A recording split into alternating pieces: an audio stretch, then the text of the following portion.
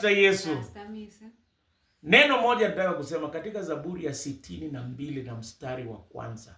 Biblia inasema, nafsi yangu yamngojea Bwana pekee kwa kimya. Wokovu wangu unatoka kwa Bwana. Kwa hii dunia tunakutana na mambo mengi. Magonjwa, saa zingine hata majirani wanaweza kutusumbua. Hata saa zingine tunaweza kosa.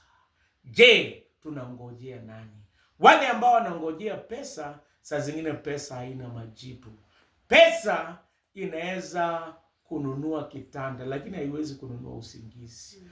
Pesa inaweza kukufikisha popote, lakini si penye kuko na amani. Nafsi yangu imngojee Bwana. Bosho tukun siku zote ngojea Bwana. Kwanza kwa sababu yeye anatupa wokovu, anatusamee dhambi zetu. Kitu cha pili, tunangojea Bwana atupe uponyaji. Tukiwa wagonjwa, tunangojea Bwana atupe uponyaji. Kitu cha tatu, tunangojea Bwana atupe msaada wake. Kulea mama sio rahisi, lakini ngojea Bwana. Menyu runguru utapata nguvu. Na vile umejitolea na moyo safi, Mungu atakupa baraka maradufu. Menyoru kaverure. Na hata itapitia kwa watoto na kazi yako.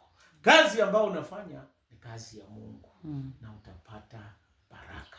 Na utapata baraka tele tele. Ngojea Bwana kila siku kwa kuomba, kwa kusoma Biblia, na hata kujitolea kwa kazi ya Mungu. Ukifanya hivyo, Mungu atakubariki. Kila siku wacha nafsi yetu imngojee Bwana. Na tuombe.